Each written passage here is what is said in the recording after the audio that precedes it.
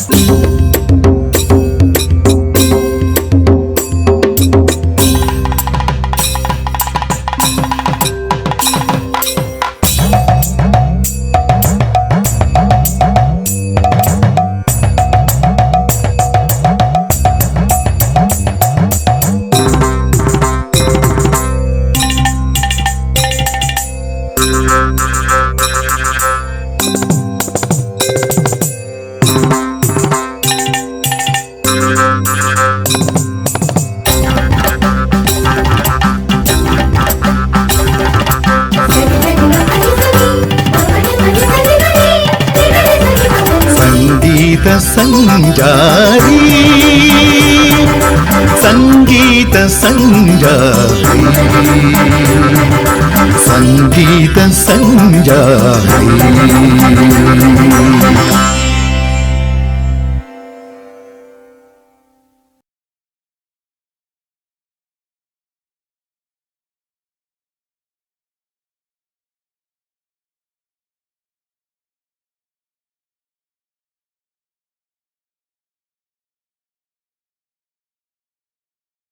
കളിക്കുന്ന മാസം ഏതാണ്?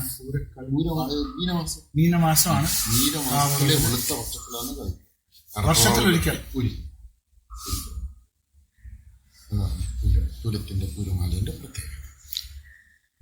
അപ്പൊ ഈ കുട്ടികൾ ഇവരൊക്കെ സംഗീതം അഭ്യസിച്ചവരായിരിക്കുമോ അല്ലെങ്കിൽ ഇത് മാത്രം 1-2 ക്ലാസ് പഠിക്കുന്ന കുട്ടികളെ കൊണ്ടുപോയിട്ട് അവരെ പഠിപ്പിച്ചെടുത്ത് ഇപ്പൊ ഞാൻ പറയാം, ഞങ്ങളുടെ ക്ഷേത്രത്തിൽ പൂരം കളിക്കാൻ ആരും ഉണ്ടായിട്ടില്ല.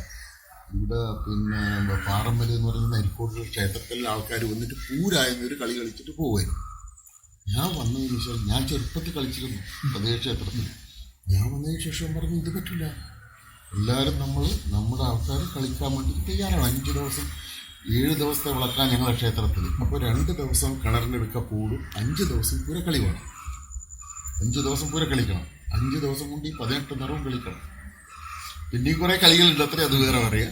അപ്പോൾ അതിന് ആ കൊല്ലം ഞാൻ ഇവിടുന്ന് കുട്ടികളെ 1-ാം ക്ലാസ് മുതൽ 5-ാം ക്ലാസ് വരെ പഠിക്കുന്ന കുട്ടികളെ, മെഡിക്കൽ കോളേജ് മുതൽ ഇവിടം വരെയുള്ള കുട്ടികളെല്ലാം കൂട്ടി പിടിച്ച് രക്ഷിതാക്കന്മാരെ കൊണ്ട് സംസാരിച്ച് അവരെ വരുത്തി അവരെ പഠിപ്പിച്ചു. അവരെ പഠിപ്പിച്ചെടുത്തിട്ട് ക്ഷേത്രത്തിൽ ആദ്യത്തെ കൊല്ലം കളിച്ചു വന്നു. വളരെ വലിയ കാര്യമാണ്. അങ്ങനെ അപ്പൊ നമ്മൾക്ക് ആ ഒരു ഇൻട്രസ്റ്റിന്റെ ഒരു ലീഡർഷിപ്പിന് വേണം, എന്നാലേ സംഗതി. That is most important. A leader is required for everything, even for the house hold there must be A leader. ഇല്ലേ, കാരണവന്മാര് എല്ലാവരും. പട്ടാളത്തിനും ഒരു ലീഡർ വേണം, പൊളിറ്റിക്സിനും വേണം ലീഡർ. അപ്പൊ ലീഡർ എന്ന് പറഞ്ഞാൽ he must be in a position to control the subordinates, ഇല്ലേ, to guide them correctly. പ്രത്യേകിച്ച് സാറ് മിലിറ്ററി സർവീസിന് വന്നതുകൊണ്ട് അതിന്റെ ചിട്ടയോടെ പഠിപ്പിച്ചു. എന്നിട്ട് പറഞ്ഞാൽ ഈ പഠിക്കാൻ വന്ന കുട്ടികൾ, അന്ന് 4-ാം ക്ലാസ് പഠിക്കാൻ വന്ന കുട്ടികൾ പഠിച്ചിട്ട് ഇതേ നാടൻ കലേനെ എടുത്തിട്ട് IAS വാങ്ങിച്ച് IFSൽ അവൻ ട്രെയിനിങ് ചെയ്യുമായിരുന്നു. അവൻ ഇതാ എടുത്തത് സബ്ജക്റ്റ് അവിടെ എക്സ്പ്ലെയിൻ ചെയ്യാൻ വേണ്ടിയിട്ട്. ഇതെല്ലാവരും കിട്ടുന്ന എല്ലാം അവന് ഫുൾ മാർക്ക് കിട്ടി. കേരളത്തിൽ ഹി വാസ് ദ ഫസ്റ്റ്. അപൂർവങ്ങളിൽ ആ പയ്യനിപ്പം ബീജിങ്ങിൽ ട്രെയിനിങ് ചെയ്തു, ചൈന IFS ആയിട്ട്. അങ്ങനെ അതിൽ കൂടാതെ തന്നെ എഞ്ചിനീയേഴ്സ് ആയിട്ടുണ്ട് കുട്ടികൾ, ഈ പഠിച്ച കുട്ടികൾ ഇപ്പോഴും. കാരണം they got a concentration of mind while taking all these things, and that guides them to obtain these degrees and all. For their studies it will be always helping in the first place. നല്ലതാണ്. അങ്ങനെ ഒരുപാട് കുട്ടികൾ engineering ഈ IFS ആയിട്ട് ഒരു പയ്യനായി, അതുകൂടാതെ കണ്ട് BSc ഒക്കെ പഠിച്ചിട്ടുള്ള കുട്ടികൾ എല്ലാം ഇപ്പം ജോലിക്കായി കഴിഞ്ഞു. ഇപ്പം എനിക്ക് കുട്ടികളെ പരിധി പിടിക്കണം, ആരാ ഉള്ളതിനോ കുഞ്ഞുങ്ങൾ വാന്ന് പറഞ്ഞു. അപ്പോൾ രക്ഷിതാവിനെ കാണണം, അവരെ സംസാരിക്കണം, അവർക്ക് അതിനെ പറ്റി ഇത് കൊടുക്കണം. കാരണം കുട്ടികളെ അവിടെ പഠിപ്പിക്കാൻ വേണ്ടിയിട്ട് രക്ഷിതാവില്ലാതെ ഇവിടെ എത്തിക്കാൻ പറ്റില്ല. അവരെ കൂട്ടിയിട്ട് കൊണ്ടുപോകാൻ അവരൊന്നിച്ചു തന്നെ ഉണ്ടാകണം. ആ തരത്തിലൊരു ഡിവോഷൻ, ഒരു ലീഡർഷിപ്പ് ഉണ്ടായാലും മാത്രമേ നടക്കൂ. ശരിയാണ് സാർ ഇപ്പോൾ ഇത്രയും പറഞ്ഞത് സാധാരണ ഒരു ഗ്രൂപ്പായിട്ട് ഒരു കാവ് അല്ലെങ്കിൽ കാവിൽ പോയിട്ട് ക്ഷേത്രത്തിൽ പോയിട്ട് കളിക്കുന്ന പൂരക്കളി പാട്ടാണ്. സാധാരണ വീടുകളിൽ കാമദേവനെ 9 ദിവസം വെച്ച് പൂജിച്ചിട്ട് അവസാനം എടുത്ത് കളയുമ്പോ അടുത്ത കൊല്ലം നേരത്തെ പറഞ്ഞേ പാടുന്നുണ്ട്. അത് പെൺകുട്ടികള് കല്യാണ പ്രായം ആവുന്ന കുട്ടികള് കല്യാണം കഴിച്ചിട്ടില്ലാത്ത. അപ്പൊ ഞാൻ ചോദിച്ചത് സാറേ, ആ പാട്ടും ഈ പാട്ടും തമ്മിൽ വ്യത്യാസമില്ല? പൂരപ്പാട്ട് അതുകൊണ്ട് ഈ വീട്ടിൽ നിന്ന് ഇവിടെ നിന്ന് കൊണ്ടുപോകുന്നു പറയുന്നത് വേറെയാണ്. ഈന്തോല പന്തല്ലേ പോലെ കാമാ ഈന്തപ്പൻ ചുട്ട് ചതിക്കും നിന്നെ നേരത്തെ കാലത്തെ വരണേക, അങ്ങനെയുള്ള ആ ഒരു സീക്വൻസിൽ ഇവിടെ നിന്ന് അത് കോരിയിട്ട് അവിടെ എത്തുന്നവരെ ഏതാണ് പ്ലാവിന്റെ എന്നുവെച്ചാൽ പാലുള്ള മരത്തിന്റെ, അതാണ് അതിന്റെ ഉദ്ദേശം. ബേസിക്കലി പ്ലാവിനെ കട്ട് ചെയ്ത പാലുണ്ടാവും. ആ മരത്തിന്റെ ഒടിയിൽ കൊണ്ടുപോയിട്ട് ഇതിനെ വെക്കും. അതിന് എന്തൊക്കെ കൊണ്ടുപോകണം? ഉപ്പില്ലാത്ത ഈ പിന്നെ ഇലയുടെ ചുറ്റിട്ടുണ്ടാവും, അത് കൊണ്ടുവെക്കണം. ഇതൊക്കെ കൊണ്ടുപോയിട്ട് അതിന് എന്നിട്ടാണ് അതിന് കിട്ടുക. അതൊക്കെ ഒരു പിന്നെ ബേസിക്കലി പറഞ്ഞാൽ ഒരു ഫാമിലി ബൈൻഡിങ് ഉണ്ടാക്കും. കുട്ടികൾ അത് കൊണ്ടുപോവുക, പ്രായമുള്ള ആൾക്കാർ അവരെ പിന്തുടരുക. That makes the family intact all the time. സാധാരണ ഈ കാമദേവനെ ഉണ്ടാക്കുന്നത് കിണറ്റിന്റെ കരയിൽ ആണ്. സാധാരണ വീട്ടുമുറ്റത്ത് കിണറ്റിന്റെ സൈഡിലാണ് ആദ്യം കാമദേവൻ ഉണ്ടാക്കുന്നത്. ഓരോ സ്ഥലത്ത് വ്യത്യാസം ഉണ്ടോ എന്ന് എനിക്കറിയില്ല. ആദ്യത്തെ ഇപ്പൊ 9 ദിവസത്തെ പൂരാന്നുള്ളത് അല്ലേ, അത് കാർത്തിക, മകീരം, തിരുവാതിര, പുണർന്നം, പൂയം, ആയില്യം, മകം, പൂരം അല്ലേ. കാർത്തിക രോഹിണി, മകീരം, തിരുവാതിര, പുണർന്നം, പൂയം, ആയില്യം, മകം, പൂരം, അങ്ങനെ 9. ആദ്യത്തെ 2 ദിവസം കിണറുകൾക്ക് മാത്രമേ പോകൂ. കിണറുകൾക്ക് കൂടും, കാമനി ഉണ്ടാക്കൂല. കൂട് മാത്രം പെൺകുട്ടികൾ അതിനകത്ത് വറ്റം വന്ന് അവർ പൂ നുള്ളിയിട്ടിട്ട് വെള്ളവും കൊടുത്തിട്ട് വൈകുന്നേരം വെള്ളം പാട്ട് പാടില്ല. പിന്നെയാണ് ഇവിടെ വീട്ടിന്റെ മുറ്റത്തെ കാമനി അകത്തേക്ക് കൊണ്ടുവരും. പിന്നെ ഈ മുറ്റത്തെ ഉണ്ടാക്കൂല, ആദ്യം ഉണ്ടാക്കുവാന്നറിയാം. ഓണത്തപ്പനെടുത്ത് പോലെ 3 കാമൻ. ആദ്യത്തെ 2 ദിവസം 3 കാമൻ ഉണ്ടാവും. പിന്നെ 3-4 ദിവസം 5 കാമൻ ഉണ്ടാവും. അത് കഴിഞ്ഞിട്ട് അടുത്ത 2 ദിവസം 7 കാമനുണ്ടാവും. പിന്നെ ഒരു ദിവസം 9 കാമനുണ്ടാവും. പിന്നെ ഒരു ദിവസം വലിയൊരു കാമന്. അതാണ് പൂരായ്മ. അതിന് ഈ 9 പിന്നെ ഇലയിലെല്ലാം കൂട്ടിയിട്ട് കഞ്ഞിയൊക്കെ വെച്ചിട്ട് തിളക്കെല്ലാം അതില് പിന്നെ ഈ ഉണങ്ങലരിയിൽ ഉപ്പിടാത്ത കഞ്ഞി വെച്ച് വിളമ്പണം. അതിലെല്ലാം തിരി കത്തിച്ചിടണം. അങ്ങനെയൊക്കെ അതിൻ്റെ ഒരു പാർഷ്യനായിട്ട് പടിഞ്ഞിട്ടാണ് തോന്നും. അപ്പോൾ അതിലേക്ക് വരികയാണ്. അപ്പോൾ ഈ കാമദേവനെ എടുത്ത് 9ാമത്തെ ദിവസം പൂര ദിവസം എടുത്ത് പ്ലാവിന്റെ മരത്തിന്റെ ചൂട്ടിലേക്ക് കൊണ്ടുപോകുമ്പോഴുള്ള പാട്ട് അത് ചെറിയ ശ്ലോകം മാത്രമേ ഉള്ളൂ, ഫുള്ളായിട്ടുള്ള പാട്ട് ഇല്ല. അത് കുറച്ച് മാത്രമേ, 2-3 ചെറുന്ന താറാട്ടിന് പോണേ അവിടെ പോവല്ലേ, ഇവിടെ പോവല്ലേ, ഇവിടെ പോയിട്ട് നേരത്തെ പറഞ്ഞിട്ട് അടുത്ത വർഷം ദൂരം ഉണ്ടാവുള്ളൂ. വീട്ടിൽ നിന്ന് ഈ മരത്തിനടുത്തേക്ക് എത്താനുള്ള ദൂരത്തില് അതിലൊക്കെ എല്ലാവരും കൂടി ഇങ്ങനെ പാടിക്കൊണ്ട് പോകും. അത് വിളക്കെല്ലാം കത്തിച്ച് പിന്നെ ഈ അപ്പു എടുത്ത് എല്ലാം കൊണ്ടുപോയി എന്നിട്ട് ചുറ്റം വന്ന് അവിടെ വെച്ച് അപ്പു അതിന് വെച്ച് തൊഴുതിട്ടാണ് എല്ലാവരും. അതിന് പൂര പ്രാർത്ഥന എന്ന് പറയും. പ്രാർത്ഥന അങ്ങനെ ഒരു ശ്ലോകമുള്ളതേ പറയും. പക്ഷെ മറ്റേത് നമ്മൾ സംസാരിക്കുന്നത് പൂര കളി പാട്ട്. അതിലാണ് ഈ 18 നിറങ്ങൾ നടക്കുന്നത്. അത് 18ാമത്തെ നിറം എന്ന് പറഞ്ഞാല് അത് ലാസ്റ്റ് ദിവസം ചൊല്ലുള്ളൂ. ഇതിലെല്ലാ ദേവീ ദേവന്മാരും ആൾക്കാരും എല്ലാം വന്നിച്ചുകൊണ്ടാണ് തുടക്കം അത് തന്നെ. അതും നല്ല രസമുള്ള പാട്ടാണ് കേൾക്കാൻ വേണ്ടി കേട്ടോ. പിന്നെ ഇത് ഒരുപാട് കാര്യങ്ങളുള്ളൊരു ബുക്കായിട്ട് ഇതൊരു നിഘണ്ടുവാണല്ലോ. ഇതില് ഈ കതിവനൂർ വീരന്റെ വരവിളിയും അതും അതൊക്കെ വേറെ ഇത് 18ാം നിറത്തില് ഹരിനാമോ നമോ നാരായണ വീളക്കും ഗണപതി വാഴുക ഇതാ അരവണമേൽപ്പള്ളി കൊണ്ടാരൻ വാഴുക വേദിത ഒന്നായോരേകസ്വരൂപവും വാഴുക വേദിത രണ്ടായി നിന്ന ശിവശക്തി വാഴുക വേദിത മൂന്നായ മൂർത്തികൾ മൂവേരും വാഴുക വേദിത നാലായ വേദങ്ങൾ നാൻമൂഹൻ വാഴുക വേദി അങ്ങനെ പതിനെട്ട് സാറേ ഇതില് ഞാൻ ഒരു കാര്യം ഇതിനകത്ത് മനസ്സിലാക്കുന്നത് ഈ പൂരക്കളിപ്പാട്ടും കോൽക്കളിപ്പാട്ടും ഏതാണ്ട് ഒരു അടുപ്പമുണ്ടോ? കോൽക്കളിപ്പാട്ട് എന്ന് പറഞ്ഞാൽ ഞാൻ അതിന്റെ താരതമ്യം ചെയ്യാനല്ല ഉണ്ട്. എല്ലാം പാടുന്നത് ശിവന്. ഇതിലിപ്പോ നാരായണ ഗീതങ്ങളാ മുഴുവൻ വരുന്നത് ഇല്ലേ? ആ 18ാം നടത്തിലാകുമ്പോഴേ മറ്റുള്ള എല്ലാം വരുന്നു. ബാക്കിയെല്ലാം നാരായണ സ്തുതികളാണ് വരുന്നത്. അതേസമയത്ത് കോൽക്കളി എടുക്കുന്ന സമയത്ത് വട്ടക്കോല്, ചാഞ്ഞുകളി, തെറ്റിക്കോലും പൂട്ടുകോലും, പിന്നെ മുൽപ്പോ കളിച്ചിട്ട് നിന്നിട്ടില്ല ആ കളി, അങ്ങനെ 5-6 കളികളേ ഉള്ളൂ അതിൽ. ഇതില് 18 നിറങ്ങളുണ്ട്. ചില സമയത്ത് നമുക്ക് തോന്നുന്നു ഇത് അവിടെ കണക്ട് ചെയ്യുന്നു. ഇല്ല ഇറ്റ് ഈസ് എൻറ്റയർലി കാലകാലൻ. അത് വട്ടക്കളി കളിക്കുമ്പോൾ കാലകാലൻ പരമേശൻ വേദാരൂപം ധരിച്ചൊരു കാട്ടിൽ പുക്കൂവല കെട്ടി വേട്ടയാടുമ്പോൾ അതിന്റെ പാട്ട് മാറിയില്ല. അത് വേറെ. അപ്പൊ അതിന് ഈ കോലുണ്ടല്ല, കോല് മുട്ടുന്ന ഒച്ചയും കോലിന്റെ എൻഡിൽ ഒരു വളയിടുന്നുണ്ട്, അതിന്റെ ഒച്ചയും കൂടെ ആവുമ്പോഴല്ല ഭയങ്കര അട്രാക്ഷൻ. പൂരക്കളിപ്പാട്ടിലുള്ള പ്രത്യേകത അത് വേറെ. ചില രാഗങ്ങളുടെ പേര് എന്തോ കുറെ ഞാൻ പറഞ്ഞല്ലോ, എല്ലാം പറഞ്ഞിട്ടില്ലേ ഓരോന്നിനും എത്ര രാഗങ്ങളുണ്ടെന്ന് പറഞ്ഞിട്ടില്ലേ? അതില് പിന്നെ ആദ്യം പറഞ്ഞല്ലോ, ഞാൻ ആദ്യത്തെ ഒരു രാഗം പറഞ്ഞു എല്ലാ പൂവാളി രാഗം, പൂർണാഹരി, ക്ഷേത്രാഹരി, വനാഹരി, കനകാഹരി, മധ്യാഹരി, ആഹരി, ഇതെല്ലാം പാട്ടുള്ളതാണ്. മലഹരിയിൽ 7 ഉണ്ട്. അടുത്തേല് വരും. അപ്പൊ ഇങ്ങനെ 18 ഉണ്ട് വേറെ. ഈ 18 18 രാഗങ്ങളായത്.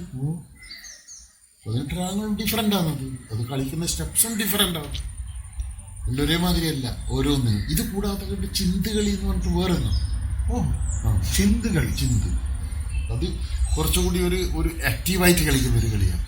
അത് കൂടാതെ കണ്ട് ഞാൻ പറഞ്ഞു വൻകളികൾ എന്ന് പറഞ്ഞിട്ട് ഗണപതിയും മറ്റേ ഇതുകൊണ്ട് പറഞ്ഞു.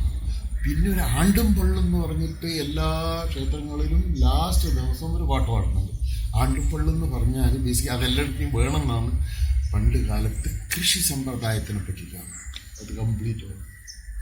അപ്പോൾ അന്ന് ശിവൻ ഇങ്ങനെ പാർവതീൻ്റെ കൂടെ ഇങ്ങനെ ചുറ്റിക്കറങ്ങി നടക്കുന്നത് പാർവതി പറയുന്നുണ്ട്, മാഷ ഇങ്ങനെ നടന്നാൽ പോരാ, കൃഷിപ്പണി എടുത്തെങ്കിലേ സംഗതി പോകുള്ളൂ. അന്നേരം പേടിയാന്ന് കാളിയില്ല, ഇരക്കാളി ഒന്നേ ഉള്ളൂ. അല്ല, നിങ്ങൾക്കൊരു കാളിയുണ്ട്, ഇന്നലേക്കൊരു കാളിയുണ്ട്, അതിന് രണ്ടിനെയും കൊണ്ടുവന്നിട്ട് കൂട്ടണം. പിന്നെ മഴ, അത് ദേവേന്ദ്രനോട് പറഞ്ഞാൽ മഴ വരും. ആ പാട്ട് കേൾക്കുമ്പോഴാണ് അതിന്റെ രസം വരുന്നത്. കഥയായിട്ടാണ് ആ കഥ പറയുന്നത്. ആ പാട്ട് ആണ്ടും പള്ളും എന്ന് പറഞ്ഞു. അതാ അത് പാടുന്നത്. ഞാൻ കുറച്ച് പാടി കാണിച്ചു തരാം. അത് വേറെ തരത്തിലാണ് എല്ലാം കൂടി പാടുക കേട്ടോ. ഇപ്പം ഞാൻ പറഞ്ഞിട്ടില്ലേ ഗണപതിൻ്റെത്.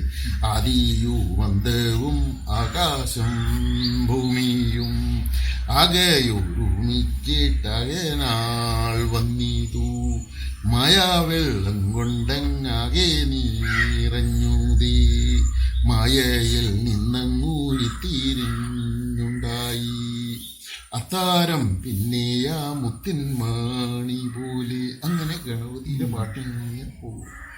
അതുപോലെ ഇനി ആണ്ടുപള്ളിൻ്റെ ഞാൻ പറയാം. ആണ്ടുപള്ളിൻ്റെ വേറെ തരത്തിലുള്ളതാണ് കേട്ടോ. അത് ലാസ്റ്റ് ദിവസമാണ് അത് പാടുക. അഞ്ചാമത്തെ ദിവസം പിന്നെ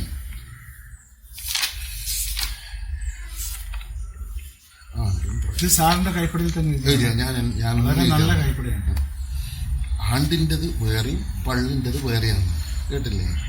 പുതുമതി പാമ്പുമെല്ലും പൂണ്ടുരൻ ആണ്ടിവേഷം തെളിയോട് ചമഞ്ഞ് നാട്ടിൽ തെരുതേറും പലീരന്ത് ചമയമാ അമ്പലത്തിൽ ചമഞ്ഞുടൻ കൂട്ടാടിയിടും കരിയഴും മാണ്ടാർകൂട്ടൈ കൂത്താടു മാണ്ടാർ വന്നേ കൂന്തൽ ജടമുഴുക്കി കരത്തിൽ മഴുവും മാനും കുടന്തടി കയ്യലകും കച്ചയും പൊഞ്ചീലമ്പും കെട്ടി നടക്കും കൂത്തേ. അത് ശിവൻ ഇങ്ങനെ ഓരോ വേഷം കെട്ടി നടക്കുന്നതിനെ പറ്റിയിട്ടാണ്. അതിനെ പറ്റിയിട്ട് ഇത് മുഴുവൻ വർണ്ണന. വർണ്ണന. അത് കഴിഞ്ഞിട്ടാണ് പിന്നെ പള്ള് വരുന്നതെന്ന് അങ്കി പൊങ്കിന്നുളവായി ചൊല്ലി ചൊല്ലി നലമുടയ വാർത്തയിൽ പൂവിനെ തങ്കമറ്റാൾ പെരുമ കൂത്ത് തനിച്ചുടനായി ഇപ്പനെയെങ്കിൽ പള്ളിമാരിരുവരും താനും തനിത്തനിയേ വന്നളവേ അളവെഴുந்த ചോഴൻ പാണ്ഡ്യൻ. അന്നേരത്തെ ഇത് ഇഷ്ടപ്പമാറും. അളവെഴുந்த ചോഴൻ പാണ്ഡ്യൻ താനും ആദരവാൽ മനമുറ്റു പറഞ്ഞു തമ്മിൽ ദേവേന്ദ്രൻ പെരുവയൽ അടവ് കൊള്ളുവാൻ നിറയവർ ഒരുമിച്ചു കരുതിച്ചെന്നാൻ ദേവലോകം പുകന്തവർ കരുതി നേരെ ദേവേന്ദ്രൻ തിരുമുമ്പിൽ അടുത്ത് പുക്കാർ. അപ്പോൾ ദേവേന്ദ്രൻ്റെ അടുത്ത് പോയിട്ട് സ്ഥലം വേണമെന്ന് പറയും, കൃഷി ചെയ്യാൻ വേണ്ടിയിട്ട് വിത്ത് വേണമെന്ന് പറഞ്ഞ് ആരുടെ പോവും, കാള എവിടുന്ന് കിട്ടും, എപ്പോഴാണ് ഉഴണ്ടത്, മഴ എപ്പോഴാ പെയ്യോ, അതിനെ പറ്റിയിട്ട് കംപ്ലീറ്റ്. നേരത്തെ പറഞ്ഞ പോലെ ഈ ഇത് ഉത്ഭവിച്ചെവിടുന്ന ഈ ലിറിക്സ്, ഇതിന്റെ രചന അറിയില്ല എവിടെയാണ് പറയാൻ പറ്റില്ല. ഇത് പ്രിന്റഡ് ഫോം ഉണ്ടോ? ഇതിനാ പ്രിന്റഡ് ഫോമും ഉണ്ട്. പല പണിക്കന്മാരെടുക്ക അവരെ ഗ്രന്ഥത്തിൽ എഴുതിയ ഫോമും. അത് താളിയോലയിൽ എഴുതിയിട്ടുള്ള പാട്ടുകളാണ്. ആരാ എഴുതിയെന്ന് ഒരു പിടിയും പറയാൻ പറ്റില്ല. ആർക്കും ഇതുവരെ കിട്ടിയിട്ടില്ല. മനസ്സിലായില്ലേ? പച്ച മലയാളത്തിലാണ്, നല്ല ശുദ്ധ മലയാളത്തിൽ എഴുതിയിരിക്കുന്നത്. അങ്ങനെയുണ്ട്.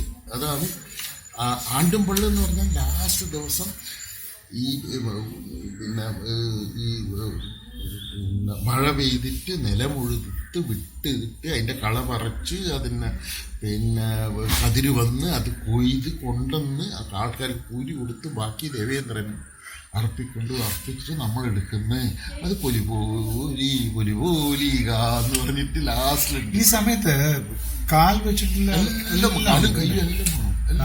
താളം അടിച്ചിട്ട് കാല് വട്ടം വരുമ്പോൾ നൃത്തവും ഉണ്ട്.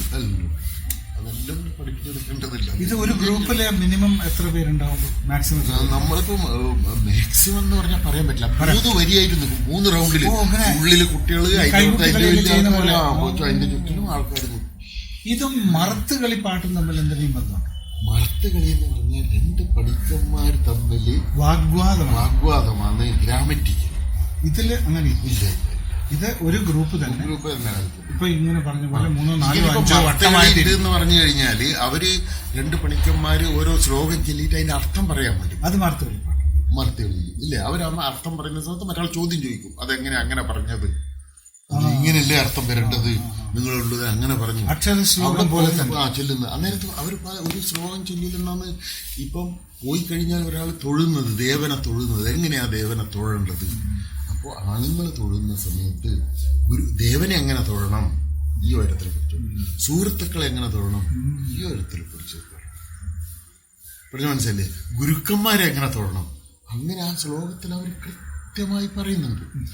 അടുത്തെന്നാ പറയുന്നത്, സ്ത്രീകൾക്ക് ഈ തൊഴുന്ന രീതി എന്തും ബാധകമല്ല, അവർക്ക് എങ്ങനെ വേണം തൊഴാം. അതിനെ അവർ പിന്നെ വ്യാഖ്യാനിക്കുന്നുണ്ട്. എന്തുകൊണ്ട് സ്ത്രീകൾക്ക് അങ്ങനെ തൊഴാന്നുള്ളത് കൂടി വ്യാഖ്യാനിക്കുന്നുണ്ട്. അത്തരത്തിൽ ഓരോന്നിനും പറയുമ്പോഴാണ് മനസ്സിലാകുന്നത് വാട്ട് ഈസ് മദർ. ഒരു മദർ, ഈ ലോകത്തിലെ ഒരാളുടെ mother is the mother, she is only the mother, nobody else can be the mother. ഒന്ന് അല്ലെ, she is the best friend ever anybody can have in the world. ഏറ്റവും അടുത്ത ഫ്രണ്ടാണ് അമ്മ എന്ന് പറയുന്നത്. ഏറ്റവും ആദ്യത്തേതും നമ്മളെ പഠിപ്പിക്കുന്ന ഗുരുനാഥി അമ്മയാണ്. അപ്പോൾ ജനിപ്പിക്കുന്നത് അമ്മ, നമ്മുടെ ഏറ്റവും അടുത്ത കൂട്ടുകാരമ്മ നമ്മുടെ ഗുരു അമ്മയാണ് അല്ലേ.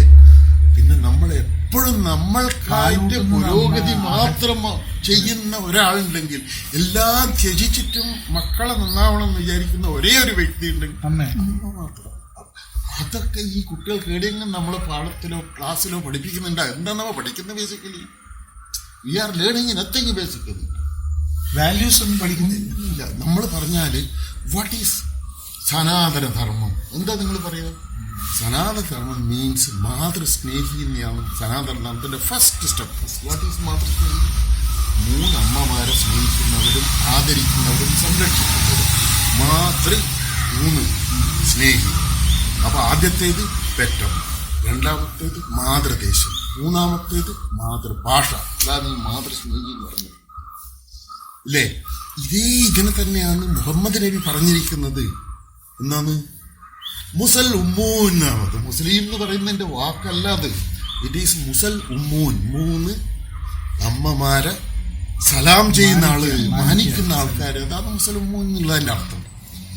ആരായി 3 അമ്മമാര്? ഇതേ സനാതന ധർമ്മത്തിന് മുഹമ്മദ് നബി അറബിയിൽ പറഞ്ഞു കൊടുത്തത് ഇല്ലേ? അറബിയിൽ പറയുന്ന എന്നാണ് ഒരു കാലത്തും വിദേശത്തേക്ക് നമസ്കരിക്കാൻ പാടില്ല എന്ന് ഖുറാനിൽ മുഹമ്മദ് നബി എടുത്തു പറഞ്ഞിട്ടുണ്ട്. ആരോ വിദേശത്തേക്ക് നമസ്കരിക്കുന്നത് അറിവുള്ള ഒരാളും നമസ്കരിക്കൂല. അങ്ങനെ നമസ്കരിക്കുന്ന ഹുവ ജാലിമൂൻ, അവൻ തെറ്റാ ചെയ്യുന്നതാണ് ഇല്ലേ? ഇബിലീസ് ഇബിലീസ് എന്ന് പറഞ്ഞാൽ ഇസ്മു മിൻ ബറ ലുഗാത്ത് ഇസ്തമാൽ ഷഖ്സ് എന്ന് പറഞ്ഞാൽ പേര് വിദേശ ഭാഷയിൽ വെക്കുന്നവനെയാണ് ഇബിലീസ് എന്ന് പറയുന്നത്. ഒന്നിനും കൊള്ളാത്തവൻ അർത്ഥം.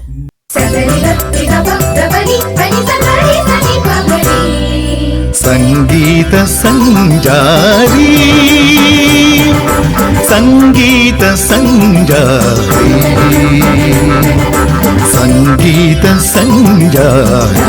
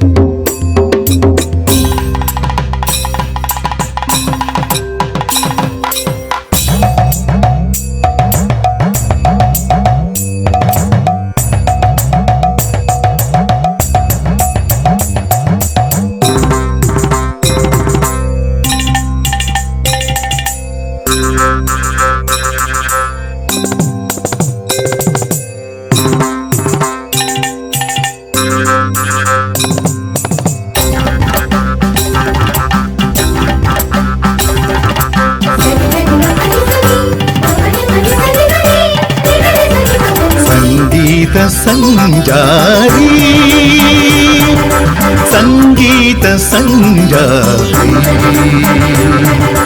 സംഗീത സഞ്ചാരി.